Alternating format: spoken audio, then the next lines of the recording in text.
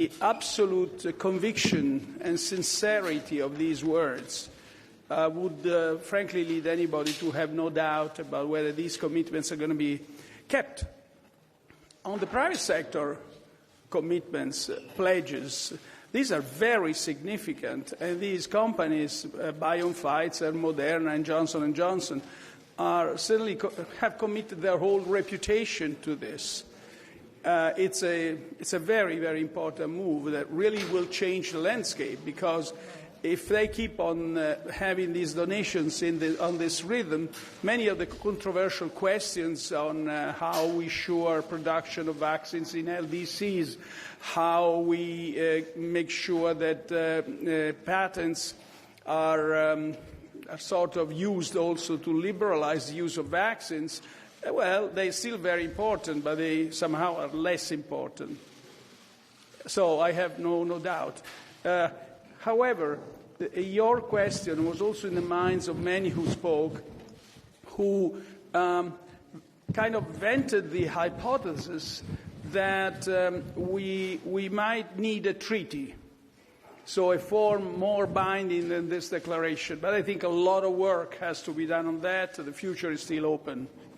Please. Yes, thank you. Indeed, let's put it in two parts, the answer. The first one are indeed the pledges or the commitments that have been given today.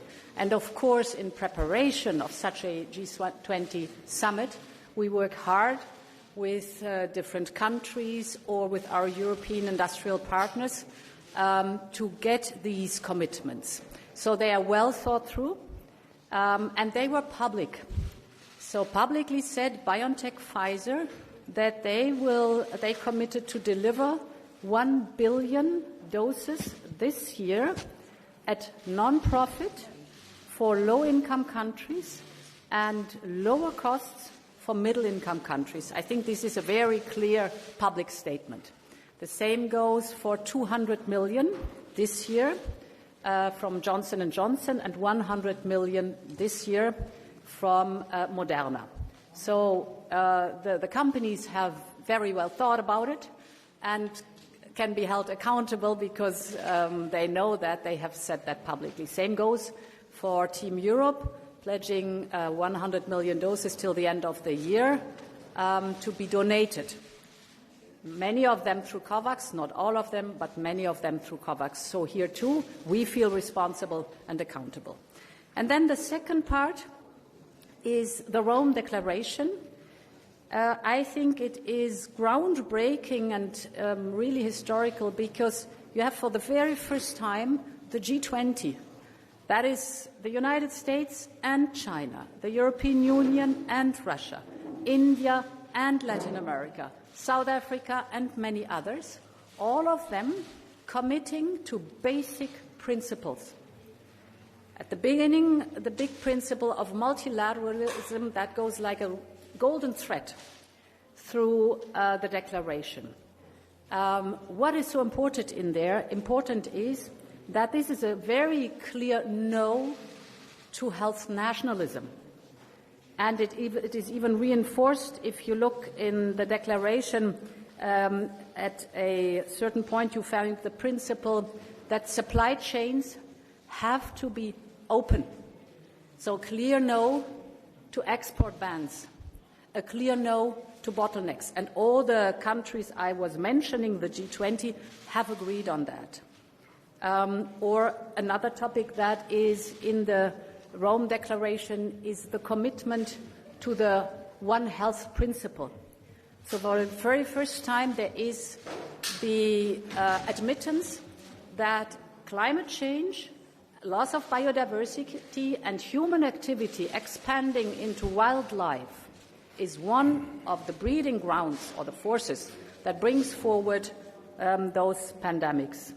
And these are principles where we from now on can build on. So we can refer to these principles, we can call for deliveries on these principles, and therefore I think this is a very important and groundbreaking day today. Yeah, just to follow on your point, how we make sure that these these commitments are going to be held in the future, clearly key will be the involvement of multilateral organizations like the WTO. The WTO is the forum where many of these issues are going to be discussed. The removal of export bans, the intellectual property rights, the ensuring the continuous flow of the supply chains of these medicines, which are quite complex. So we have discovered that the complete openness of boundaries is essential to produce vaccines, to produce them, as you can see from the pledges, in huge quantities, and to make sure they're going to be distributed to everybody. So WTO, WHO, the World Health Organization as well, there was a pledge or a manifested will to finance it, to make it more effective. So there are many interesting things, but certainly first of all, the assurance that these commitments are going to be held is in the strength of their words, in the sincerity of their words. But second, it's going to be in the hands of these organizations. Thank you. We have a second question from Euronews, Giorgia Orlandi. The EU has recently reached a deal on COVID-19 certificates to open up tourism across the continent, although it looks like it might take a while before these can come into effect. Now, with the summer season that is about to begin, I'd like to ask Prime Minister Mario Draghi, how is Italy planning to deal with such a delay? What's the impact in Italy? And I'd like to put a similar question to President von der Leyen, if she thinks it's a bit too late, and what's her take on this? Thank you. Well, perhaps here, if you allow. Please do.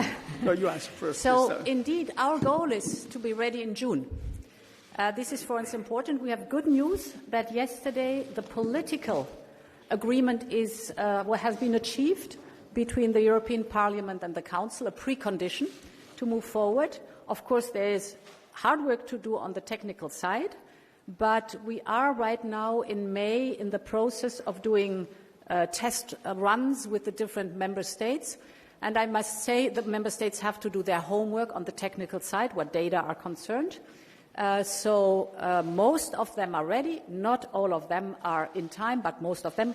Italy is excellent in time, so that is good. And we are counting on starting in June, not in July, but in June, with the EU certificate. And it is a European contribution also to boost tourism again. We, by the end of April, I can't remember the exact date, but the government's taken some important decisions about reopening the economy.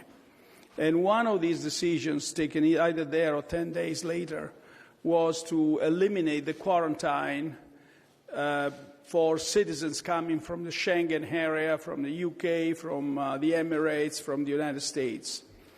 The second thing we did specific was to strengthen the so-called COVID-tested flights. And we have expanded that, in fact, to other cities in Italy. So we want the tourists back. We want them soon. Italy is open to the tourists of all the world. And that's the main message I want to send. There is going to be a green pass at European level. Italy will have its own green pass before. And we are coordinating with the Commission in order to have exactly the same. But in the meantime, we will have our national green pass. And that will also be helpful. But the key point is that we see that the general situation of the pandemic is improving. And that gives a lot of confidence and trust in the future. And that's the best, in a sense, the best way to welcome tourists from all the world. Thank you. And now, Chico Harlan, Washington Post.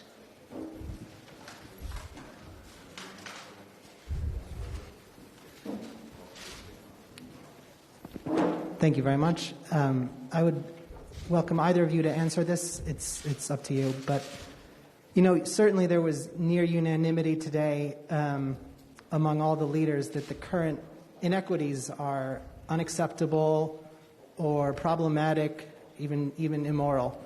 But you didn't hear anybody apologizing for their own decisions, and indeed they come from pretty understandable political imperatives to take care of your own citizens, and it maybe even has an element of human nature.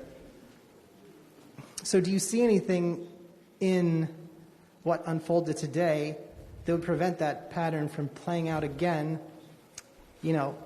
even with booster shots and with all of the next rounds of demands that will take place even here across Europe? Does that pattern change, and should it change? Thank you. Please, Ursula, you start. Yes, it has to change, and it is changing. So if I may refer to what is needed to ensure equitable access. What we've seen is, first of all, of course, boost production. What we did intensively, and as Europeans, we went through the experience that it is doable to serve your own population, but also export. We have, over the last 4-5 months now, had on average 50% of the European production exported. Up to today, 50% have been exported. We have delivered to the European people around 230 or 240 million doses, and the same amount has been exported to 90 countries, COVAX included. That is the point number one. And this is also, of course, in the Rome Declaration that bottlenecks should be avoided and that we need open supply chains. Very important. But the point number one is, and this is a learning process also, we saw that also today, that this will not be enough. And therefore that we have to step up to increase manufacturing capacities in other regions of the world that are not typically producing vaccines. This is one of the initiatives, our learning process here of Team Europe, to systematically build up a vaccination or manufacturing capacity in different regions in Africa. So to build regional hubs, 1 billion will be invested. It's together with the member states and financial institutions and, of course, our African partners. What is the system? It's building infrastructure. It is making sure that the industrial partners, the pharmaceutical companies, share knowledge and license and are involved in this building of capacities, skilling people from university to dual vocational training. This is one of the bottlenecks. And, of course, making sure that the supply chains are there. There are projects that have already started, like in South Africa or Senegal. Rwanda is also interesting. And I want to be very clear, it's also about bringing mRNA technologies to Africa. So this is also included. We have our, as I said, industrial partners. I think this is the most important stepping stone for the medium and long term. At the moment, being in the short term, donations, export, sharing of vaccines, but this mechanism is over time not sustainable. Over time, you need more production or manufacturing facilities to be built up in these different regions. Thank you, Ursula. May I add one point about, first, I would start where Ursula also started. If there is one part of the world that behaved just a little better than average, that was Europe. Even while we were starving for vaccines, we had thousands of people dying every day. We kept on exporting exactly as much as it was available for ourselves. Exporting also, furthermore, to countries that were blocking their exports. So that is the reality of our experience with this. There were people who used to say, not in Rome, in Brussels, we are dying of exports. So that was the perception at some point here now, not long ago, a month and a half ago. The other thing, Baselli, the message is we have understood, We all made mistakes. Now it's time to repair. One of the things that people, we're not thinking about that now because we talk about vaccines, but there is another potential catastrophe here for poor countries, namely a sovereign debt catastrophe that's looming, because these countries have been hit by the crisis, the economic crisis, because of the pandemic, and also because of their weak conditions before the pandemic. So now what the international community and also the IMF, the World Bank are trying to do now is to set up a package which would somehow make the debt servicing conditions better. Namely, debt will have to be restructured, no questions about that. And there will have to be an extra distribution of special drawing rights for them. And next, and here is in a sense, drives us back to the point of sharing. The other important point, is whether we can share the special drawing rights of countries that don't need them with those who need them, which is a very big amount. Thank you. Dana, now the floor is yours. Thank you very much, Paola. So we will take a couple of questions from Brussels. I see several hands raised. Where are you?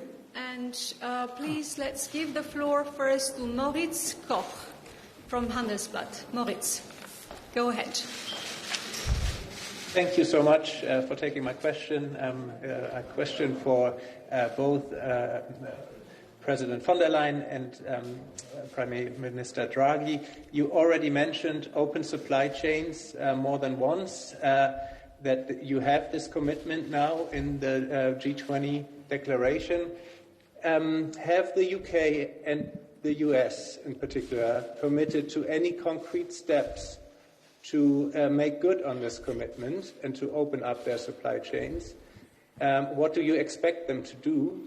And as a follow-up, how much of a problem for European manufacturers are those restrictions that the US has imposed still at this point? Thank you. Yes, so it's very clear. The countries you mentioned have, as all G20, endorsed and signed the Rome Declaration. And you find it detailed out in the Rome Declaration what the supply chains are concerned. If I look into my papers, I can cite it to you. But indeed, it's the principle 4. The G20 commits to, I cite, open, resilient, diversified, secured, efficient and reliable global supply chains. So this is agreed by all G20, and I think that is a big step forward. Now, we have indeed learned also our lessons what the interruption of supply chains is concerned. As you know, for example, to produce mRNA vaccines, I have learned that 280 components are necessary. So it is a very complex procedure. Our experience is wherever there is a blockage, it hampers the whole process, not only in the receiving country, but there are side effects into other countries too, which is then like a bouncing back effect to the country that started with blocking, for example, the flow of raw material or components. So it is not, it's in no one's interest. It is in our common interest to keep the supply chains up. And in that, we are in very good talks now with the UK and with the United States. So there is no blockage of raw material or components anymore. I just want to make another point on this. It's, I wouldn't say easy, but it's, in a sense, more, how should I say, more, easy. It's easier to do these pledges now. And I'm pretty sure the U.S. will ban their exports barriers, will take them off, will lift them off, because there's plenty of vaccines right now. Most of the population has been vaccinated, both in U.S. and in Europe and in UK. So now there is availability for the rest of the world. And it's going to go like this until the next pandemic. until the next surprise. So we should use this time, and this is also in the declaration today, to make sure that somehow countries bind themselves not only on this occasion, but also in the future. And that's why multilateral organizations, which are institutions with a treaty, can be extremely helpful in the coming months in order to make sure that we don't repeat what's happened this time with poor countries. Thank you. Thank you, President and Prime Minister. We take a second question from Brussels. Let me see the hands raised. Yes. The next one will be Frédéric Roard from l'Echo. Frédéric, go ahead. Hi, thank you. Thank you very much for the floor. The first one would be the proposal of the IMF. They said that a 50 billion plan would be necessary to fight the pandemic. How do you see it? Is the European Union ready to do even more than what has already been announced? And a second question, if I may, for Mrs. van der Leyen on the digital COVID certificate. As far as I understand, the Commission is working with the World Health Organization to ensure that this certificate can be recognized elsewhere in the world as well. Are you confident it will be the case in the near future? Thank you very much. I think I leave the financial question to you. Okay. The certificate. You answer the certificate. I take the certificate, indeed. Yes, WHO approved vaccines are recognized, and I'm not the perfect situation to explain all the technicalities, but the system, the European gateway system we established for our member states, has the ability that third countries plug in, so that it's interoperable with other countries, third countries outside of the European Union. So the perspective is that over time we can not only apply the European certificate for the member states, but also for third countries that plug in with their data. Thank you. We actually don't know whether 50 billions are the amounts that are needed. But even if it's so, there is a consistent, significant package that I hinted at before, which starts with the distribution of special drawing rights, then the redistribution of special drawing rights for the countries that have them, don't use them, can they lend it to the poor countries? Then we have a mechanism called IDA, International Development Aid Replenishment, and that this year all countries have committed to do bigger commitments in that pool. And then we have what I mentioned before, the debt restructuring, serious, quite significant. And then you have national and international and multilateral contributions, like the ones, if you think today a small country like Italy has pledged 300 million to the COVAX facility and also has pledged 15 million vaccines in the donation pool. And certainly it's not the biggest pledge. And then you have the private sector that also is working actively, and frankly it's not the last or the least important thing.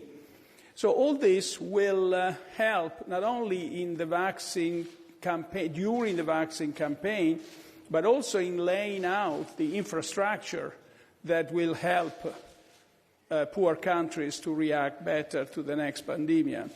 An infrastructure that starts, as Ursula just said, with the identification of production sites in Africa, for example. That's quite important. The transfer of technology, of know-how by the private sector, and then the production.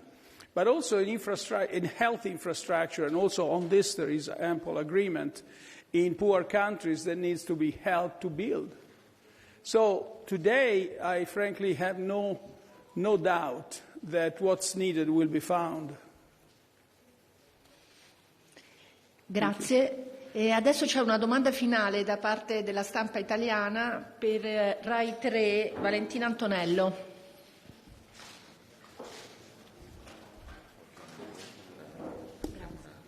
Buonasera Presidente, buonasera anche a lei. Avete anticipato alcuni degli impegni di questa dichiarazione di Roma.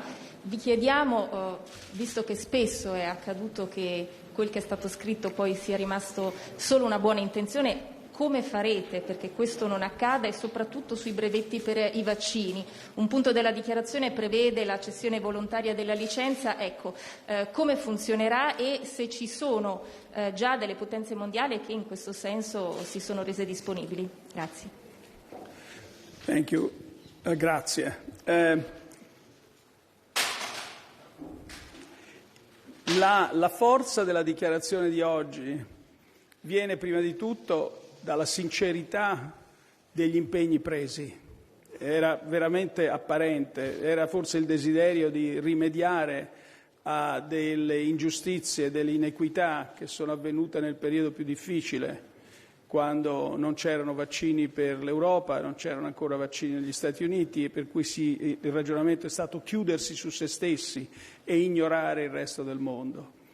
E lì le offerte che sono state fatte oggi dai vari Stati, come dicevo, noi abbiamo promesso 300 milioni di euro per il COVAX, cioè per comprare vaccini e darli gratuitamente.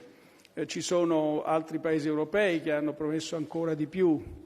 Ci sono poi le donazioni di vaccini da parte dei vari Paesi. Quindi, però, ora io non ho alcun dubbio che gli impegni presi in termini di aiuto ai Paesi poveri in questa dichiarazione di Roma verranno mantenuti, ma è molto importante attrezzarsi per la prossima volta che avremo una pandemia che ci sorprenderà, in modo da evitare lo stesso egoismo che ha caratterizzato le nostre decisioni, non tanto quelle europee, a proposito, perché l'Europa ha continuato ad esportare metà della sua produzione altrove, a Paesi che non la esportavano poi, come gli Stati Uniti, come il Regno Unito.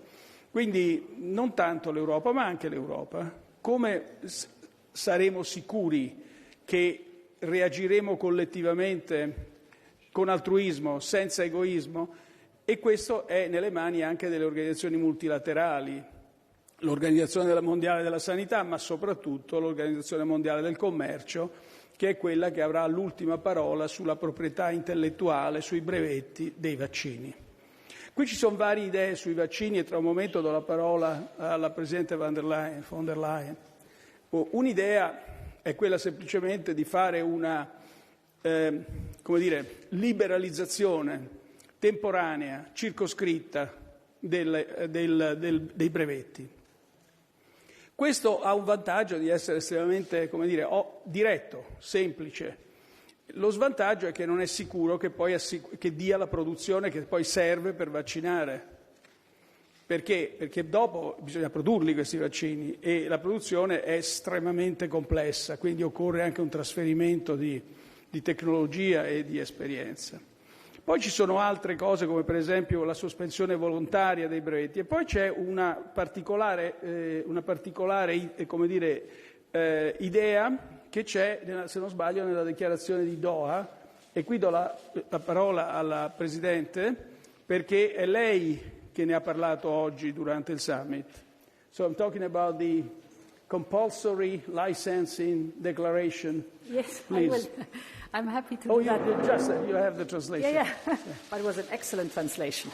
So, of course, the voluntary licensing is the best way to ensure that necessary transfer of technology and know-how will go together with IP rights. Having said that, I think it is very interesting and a real step forward that today the global community, that is the G20, acknowledged the intellectual property is an instrument to boost manufacturing capacity. And what you find in the Rome Declaration is that the G20 committed to working on this subject thoroughly within the existing TRIPS agreement and the so-called Doha Declaration.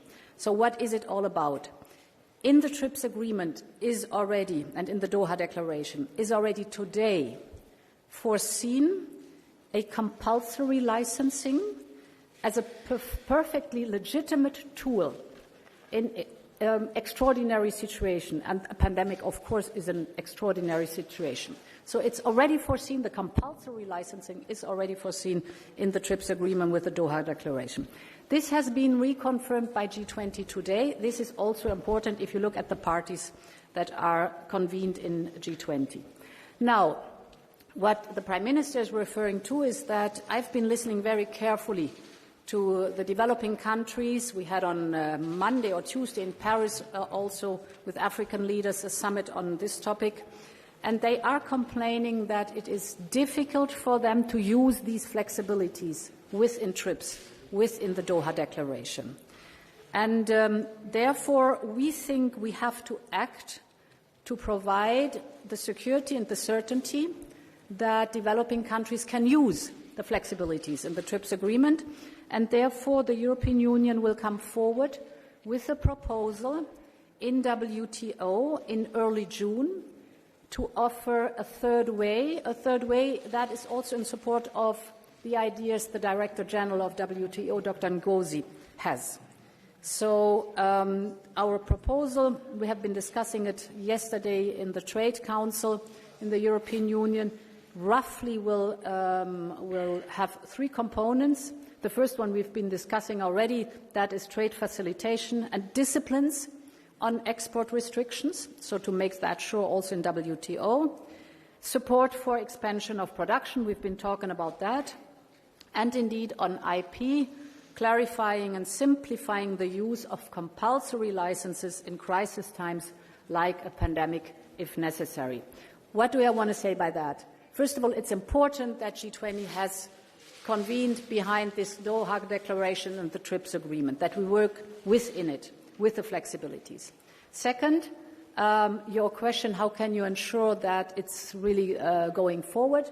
We now take the initiative and bring the European proposal to the WTO table, where then the ambassadors in WTO will discuss and deal with it. So we move the whole topic forward, and I think this is one of the good outcomes of today. Thank you, Ursula. L'ultima, in sostanza, questo è stato il primo passo. Questo summit è stato molto importante per la forza e la sincerità degli impegni, ma anche perché è stato caratterizzato da effettivi, concreti impegni in termini di dosi di vaccini e di finanziamenti per distribuire i vaccini ai paesi poveri. Ma è il primo passo. Il lavoro continuerà poi per noi tutto quest'anno nel G20 e negli altri consessi internazionali.